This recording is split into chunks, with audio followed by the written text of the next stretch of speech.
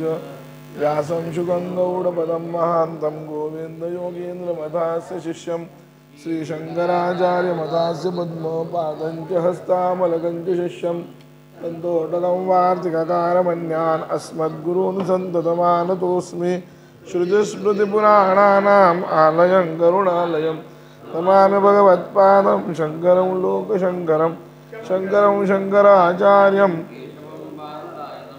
सुभगवाचकुतो वन्दे भगवन्तो पुनः पुनः ईश्वरो गुरुरात्मेति मूर्तिभेदविभागिने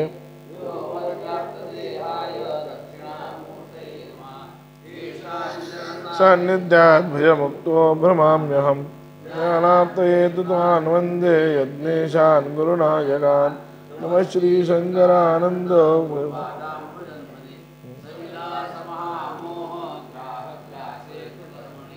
सर्वतंत्र स्वतंत्राय सदात्माय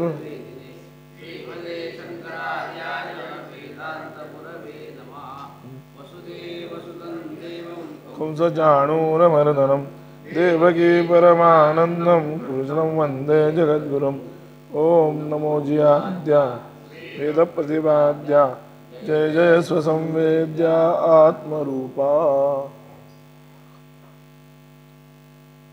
जयाची या आवडेची नि पांगे अमूर्तू ही मूर्ती आवगे पूर्णाही परी लागे अवस्था जयाची तव श्रोते म्हणते दैव कैसी बोलाची हवाव काय नादाते हन बरोबर जिणवणी आली. काल आपण इथपर्यंत आलो होतो की ज्ञानोबारायांनी अर्जुनाचं वर्णन खूप बहारदारपणे केलं. काय केलं की ज्याच्या आवडीमुळं अमूर्तही मूर्त आला, अव्यक्त असलेला परमात्मा व्यक्त झाला, हे अर्जुनाचं मोठं थोर भाग्य असं विवरण केलंय. कारण अद्वैत भक्तीचं हे सगळं विवरण आहे, हे लक्षात घ्या. आणि या श्लोकावरचं असं भाष्य करण्याचा अभिप्राय ज्ञानोबारायांचा असा आहे की भगवंतानी असं म्हणजे जे श्लोक लिहिला किंवा जो श्लोक आहे, श्लोकाची भाषा कशी आहे की योग्यानं असं राहावं अशी आहे. पण ज्ञानोबारायांनी अर्थ करताना मात्र कसं केलाय, योगी असा असतो असा केलाय. हा दोन्हीतला फरक आहे. अर्थामध्ये लक्षात आलं. अर्थ कसा आहे की मूळ श्लोक असा की योग्याने एकांतात राहावं, आणि ज्ञानोबा म्हणतात की योग्याला एकांत असतो कुठं, एकांताशिवाय काय असतं योग्याला, योगी जो असतो तो एकांतीत असतो वगैरे असं वर्णन केलंय. असं वर्णन करण्यापाठीमागचं कारण असं की अर्जुन हा आपल्यापासून दूर होऊ नये म्हणून भगवंत अर्जुन आपल्यापासून दूर म्हणजे तो अद्वैत होणार आहे, एका आपल्यामध्येच मिसळेल. मग मला अर्जुन राहणार नाही भेटायला, बोलायला, काही करायला, आपलं सख्यत्व सिद्ध करण्यासाठी कोणी राहणार नाही. आणि म्हणून अर्जुनाला मिळालेली जी अद्वैत भक्ती आहे, ती अद्वैत भक्तीमध्ये जर अर्जुन विरून गेला तर द्वैताची स्थिती जी आहे, कल्पित द्वैताची जी स्थिती ती राहणार नाही. या भीतीनं भगवंतानी थोडी परोक्ष भाषा वापरली. आणि अर्जुनासाठी ती भाषा नाही आहे, म्हणजे अर्जुनाला असं वाटू नये की भगवंत माझ्यासाठी असं म्हणताय, तर ती दुसऱ्या योग्यालाच म्हणतायत असं वाटावं म्हणून भगवंतांनी असं केलं. आणि अशा पद्धतीनं अर्जुनाचं वर्णन केलेलं आहे. आता ही जी सगळी भाषा आहे, भक्ताचं हे जे वर्णन आहे वगैरे, ही भाषा ऐकून आता श्रोत्यांना फार आनंद झाला. ज्ञानोबा आता त्या भाषेचं वर्णन करतायत की तव श्रोते म्हणते दैव कैसी बोलाची हवाव काय नादा ते हन बरोबर जिणवणी आली. की श्रोते असं म्हणतात काय आमचं दैव आहे. म्हणजे आता बघा, विषयानुसार भाषा हे घेत असते, वळण घेत असते. कुठली भाषा आहे ना, चांगली भाषा जरी असली तरी आणि ती भाषा चांगली मधुर असली, त्याला साहित्य ललित असली तरी काही काही वेळ विषय जर क्लिष्ट झाला तर ती ललित भाषा सुद्धा क्लिष्ट वाटायला लागते. भाषेचं एक वैशिष्ट्य म्हणजे कोणी किती हे सिद्ध असू द्या, पण जर विषय क्लिष्ट झाला तर भाषा क्लिष्ट होते. पण विषय जर चांगला असेल तर सामान्य भाषा सुद्धा खूप चांगली वाटते. आता इथं तर असं आहे की ज्ञानोबारायांची भाषा आहे ती आधीच मुळात मला म्हणजे ज्ञानोबारायांसारख्या फार कमी लोकांना दर्शनशास्त्राचे सिद्धांत ललित भाषेत सांगण्याचे हातोटी आलेले असे जे काही 4-5 लोक आहेत ते एक ज्ञानोबारा आहेत. म्हणजे बहुतेक दार्शनिक लोकांना चांगलं बोलता येत नाही, ललित बोलता येत नाही, आणि जे ललित असतात त्यांना दार्शनिक बोलता येत नाही. दार्शनिक म्हणलं की ते क्लिष्ट होणार आणि ललित बोलायला गेलं तर दार्शनिक राहणार नाही, अशी एक परिस्थिती साधारण आहे. पण भगवत पूज्यपाद शंकराचार्य, त्याच्यानंतर वाचस्पती मिश्र भामतीकार, हे संस्कृतमधली उदाहरणं दिली मी तुम्हाला. आणि मराठीतलं एकमेव उदाहरण हे कोणतं, ज्ञानेश्वरी. कारण काय आहे, मराठीत ज्ञानोबारायांच्या आधी सुद्धा वेदांतावर लिखाण झालं नाही असं नाही, स्वतंत्रपणे लिखाण केलंच की यांनी. सर्वात आद्य कवी जे मराठीचे आहेत ते मुकुंदराज, त्यांनी विवेक सिंधू लिहिलेला आहे बघा, पण फार क्लिष्ट आहे, फार क्लिष्ट आहे. त्याचं कारणच आहे की ते म्हणजे आद्य कवी आहेत सगळं आहे, पण हे जे दोन्हीचे समतोल साधणं ज्याला म्हणतात हे फार कमी लोकांना जमतं. विषय जेवढा अवघड तेवढी भाषा सुद्धा क्लिष्ट होते, पण इथं तसं झालं नाही. आता इथला विषय कसा आहे, अद्वैत भक्ती आहे, भक्तीचं वर्णन आहे आणि त्यातही अर्जुनाचं वर्णन आहे, आणि त्या वर्णाला अनुसरून ज्ञानोबारांची ही सुंदर अशी भाषा आहे. ही भाषा ऐकून तव श्रोते म्हणती दैव कैसे बोलाची हवावं, की आमच्या दैवाचं काय मोठेपणे म्हणाले की भगवंताची म्हणजे ही जी सुंदर भाषा आहे, तुमची भाषा जी आहे ही पाहून आमचं परम भाग्य झालं म्हणाले, महत् भाग्य. की काय नादाले हन, त्याचे म्हणजे हन बरोबर जिनवणी आली, म्हणजे सप्तसुरांचा कोमलपणा याच्यामध्ये नादरूपानं आला. आणि ज्ञानेश्वरीत एक नाद आहेच आहे, ज्ञानेश्वरीचा जर तुम्ही विचार केला तर ज्ञानेश्वरीत नाद आहेच आहे, तो सांगतात जिनवणी आली. हा हो नवल नो हे देशी, मराठी बोलीची तरी ऐसी, वाणे उमडतही आकाशी, साहित्य रंगाचे जरी म्हणाले भाषा. आश्चर्य काय म्हणाले यात, की मराठी भाषा आहे आणि मराठी भाषा सर्वात सुंदर आहे, गोड आहे. प्राकृत भाषेमध्ये खरोखरच असं आहे की म्हणजे जुन्या सगळ्या निष्पक्षपातीपणे असणाऱ्या लोकांचं दंडी नावाचा एक कवी होता, जो दंडी कालिदास या दोघां एक अशी कथा सांगतात. म्हणजे त्याचं महात्म्य सांगण्यासाठी आधी सांगतो, म्हणजे तो काय म्हणला हे कळण्यासाठी आधी त्याचं महात्म्य सांगतो, मग त्याला म्हणल्यानंतर आपल्या मराठीचं महात्म्य आपल्याला लक्ष देईल म्हणून सांगतोय. की दंडीचं वैशिष्ट्य असं की दंडी हा ललित लिहिणार आहे. संस्कृत साहित्यामध्ये काय आहे की 2-3 कवी आहेत, कालिदास हा एक मुख्य कवी आहे, त्याच्यानंतर माघ हा एक कवी आहे, तसंच दंडी एक कवी, की प्रत्येकात एक एक गुण आहेत. भारवी नावाचा एक कवी आहे, एक श्लोक आहे की उपमा कालिदासस्य भारवेर अर्थ गौरवम दंडीन पदलालित्यम मागे संती त्रयो गुणा. या 4 कवींचं वैशिष्ट्य सांगितलं की उपमा हा अलंकार जो आहे तो उपमा अलंकार कालिदासाचा फार मस्त आहे. त्याच्यानंतर अर्थगौरव, अर्थगौरव म्हणजे कमी शब्दामध्ये खूप मोठा आशय सांगणं. हे जे चातुर्य हे कोणाचे म्हणाले, भारवीचे. भारवेर अर्थगौरव. पदलालित्य ज्याला म्हणतात ते दंडीचे. दंडी हा तसा गद्य लेखक आहे आणि संस्कृतमध्ये गद्य लिहिणं हे जास्त अवघड समजतात, पद्य लिहिणं अवघड नाही समजत. गद्यं कवी नाम निकषम वदन्ति असं आहे. तर ते त्याचं वाक्य आहे ते, तत्र वीर भटपटलो तरंग तुरंग कुंजर मकर भीषण सकल रिपुगड कटक जलनिथिन मथन वंदनायमान समुद्दंड भुजदंडा एक विशेषण आहे त्याचं, त्यानं दिलेलं विशेषण आहे. त्या राजाला विशेषण दिले त्यानं, ते एवढं लांबलंच आहे. तर ते दंडीचं काय, दशकुमार चरित्र नावाचं एक सुंदर काव्य, 10 कुमारांचं कल्पित 10 कुमार काव्य ते, पण ते संपूर्ण गद्य आहे आणि जवळपास एक पानाचं एक वाक्य असं ते त्याचं लिहिणं. म्हणजे एक कुठंतरी सुरुवात होते, कुठेतरी संपतं, त्याच्यात हे मधले असे विशेषण आहेत. त्याच्यात हे कटक जलनिथी मथन हे जे शब्द आहेत ना, असंच पदल आलीत ते. आणि भारवेर अर्थ करून दंडीनं पदल आलीत तर मागे संती त्रयोगुणा. माघ नावाचा जो कवी आहे ज्याने शिशुपाल नावाचं काव्य लिहिलं, त्याच्या ठिकाणी मात्र हे 3 गुण आहेत असं पंडितांचं म्हणणं आहे. एकदा असं म्हणतात की दंडी कवी आणि कालिदास या दोघांच्या मध्ये विवाद झाला की श्रेष्ठ कवी कोण, खरा कवी कोण, असं विवाद झाला. आता या दोघांचं भांडण इतकं झालं की यांचं विवरण हे कोण करणार, मध्यस्थी कोण करणार, म्हणून या दोघांनी सरस्वतीला विचारलं की आमच्या दोघांमध्ये श्रेष्ठ कवी कोण आहे म्हणून.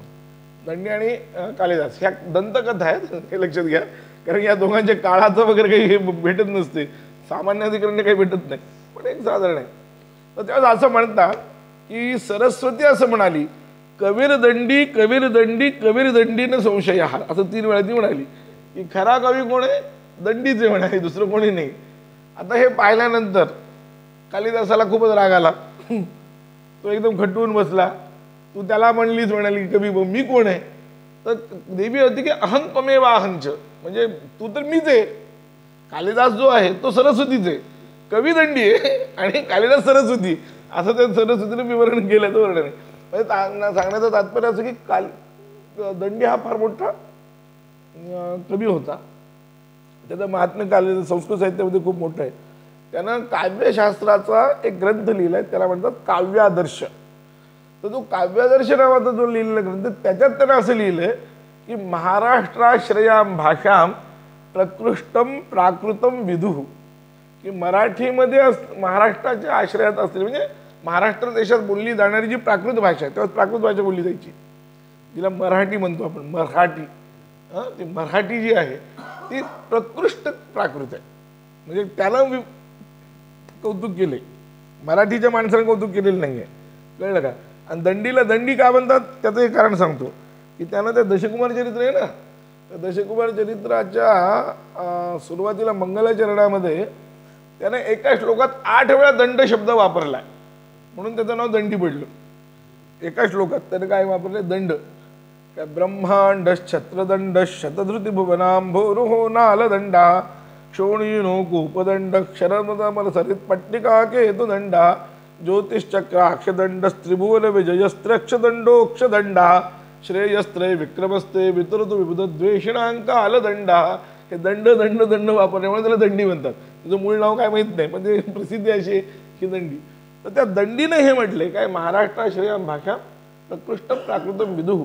या 4 प्राकृत भाषा आहेत, मराठी, त्याच्यानंतर अर्धमागधी जिला लाटी असं म्हणतात, आणि त्याच्या अर्धमागधी, त्याच्यानंतर अर्धमागधीलाच मला वाटतं ही पाली भाषा ही अर्धमागधीच का वेगळी माहीत नाही.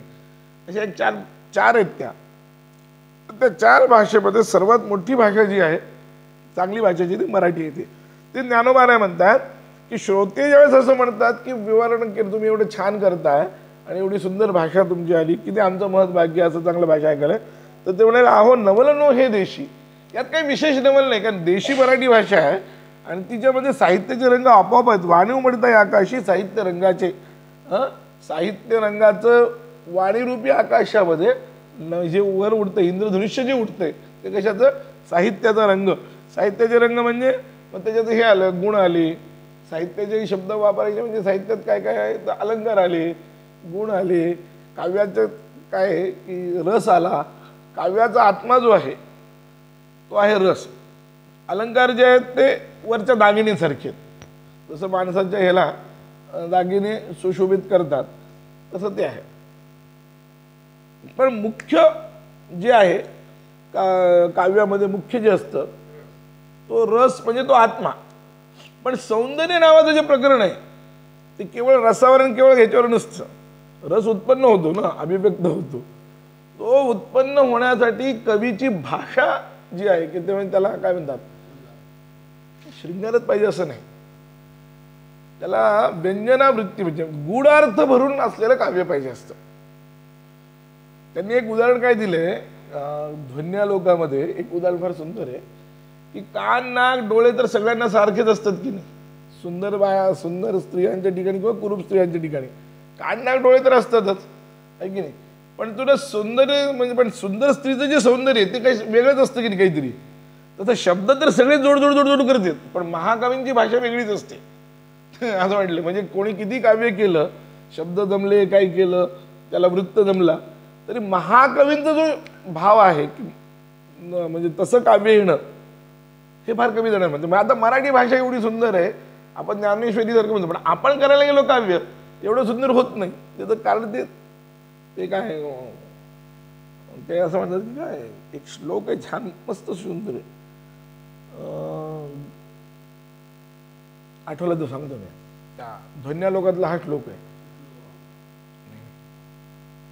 मी जास्त बोललो ना तो अर्थ असलेला.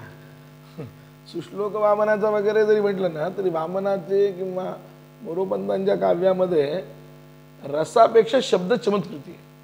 ते संस्कृतच्या परिप्रेक्ष्यात जर पाहिलं तर ते अधम काव्य होतं.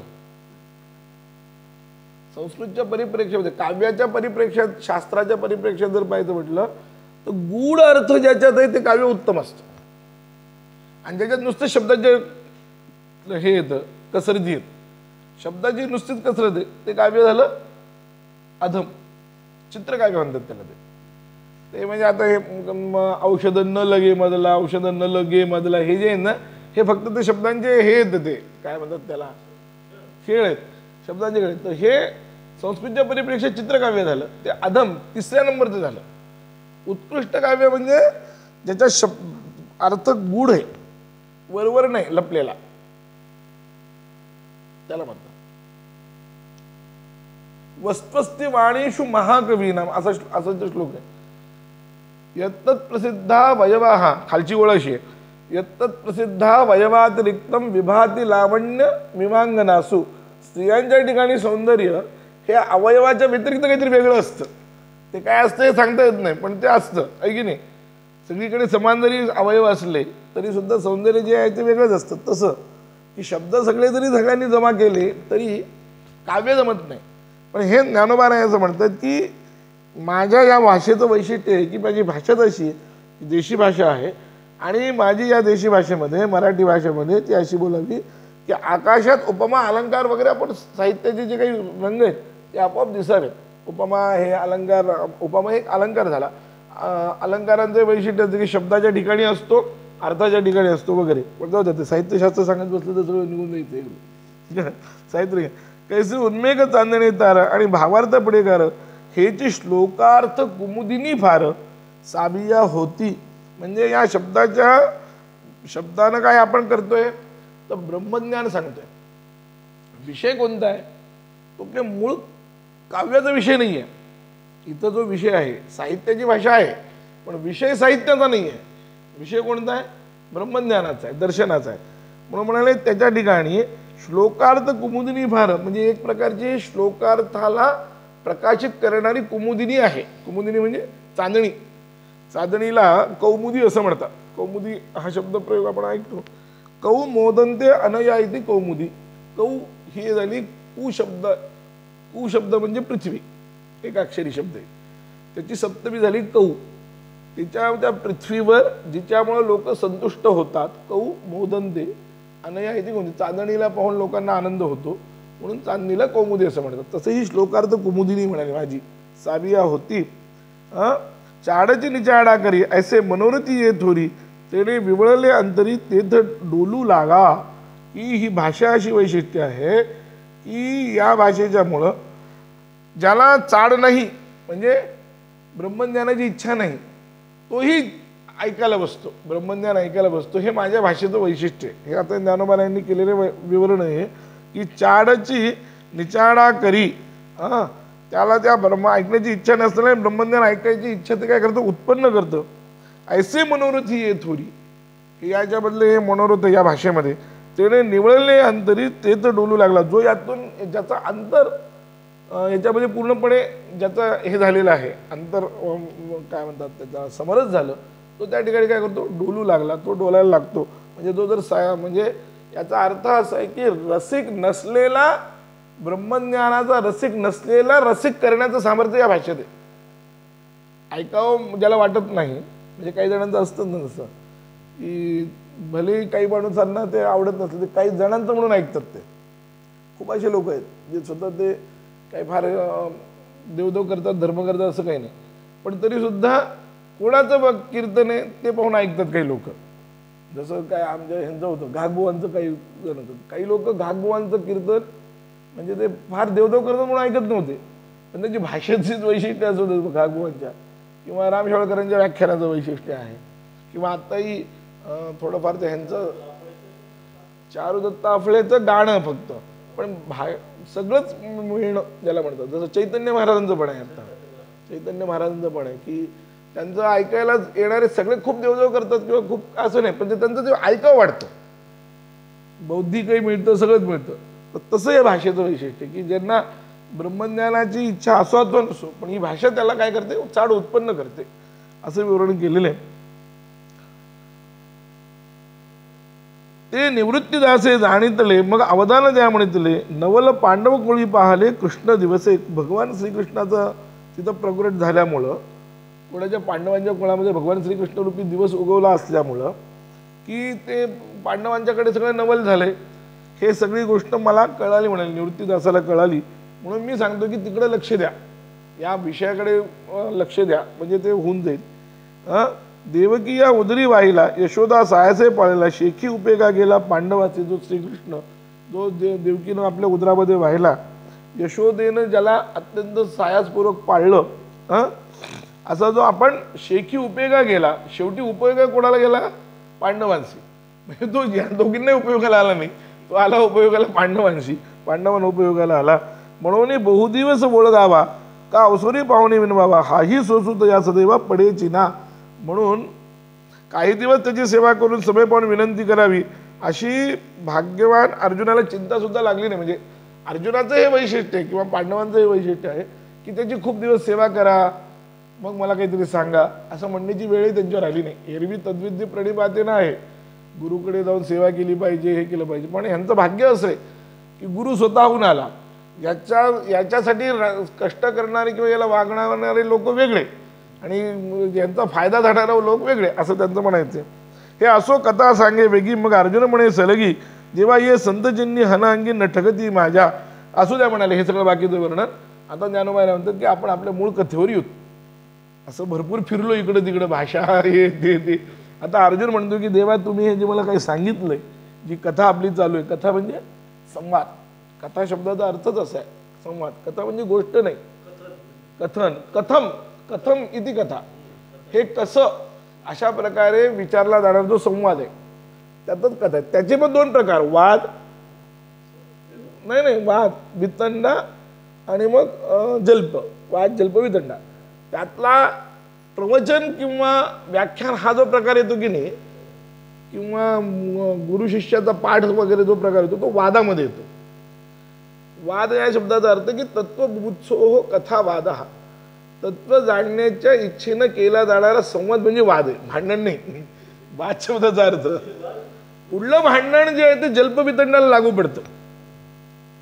जल्पामध्ये कसं आहे की जल्पामध्ये खंडन मंडन आहे आणि वितंडेमध्ये फक्त दूषणच आहे, ते त्याला ते लागू पडतं भांडण वगैरे. पण वाद शब्दाचा जो मूळ अर्थ आहे तो आहे तत्वबुत्सोह कथा, तत्व जाणण्याच्या इच्छेने केला जाणारा संवाद. मग तो गुरु शिष्याचा असेल किंवा प्रवचनकाराचा, वक्ता श्रोत्याचा असेल, म्हणजे म्हणून त्याला कथा म्हणतात. हे भागवत वगैरे सगळं वादामध्ये येतं. का तिथं प्रश्न विचारतात, जाणण्याच्या इच्छेने बसतात ना ते सगळे प्रश्नोत्तर रूपी जे आहे ते, तो वाद झाला, त्याला वाद म्हणतात, त्यालाच कथा म्हणतात. तो वाद म्हणजे कथा. ती कथा 3 प्रकारची असते, त्यातला वाद हा इथला.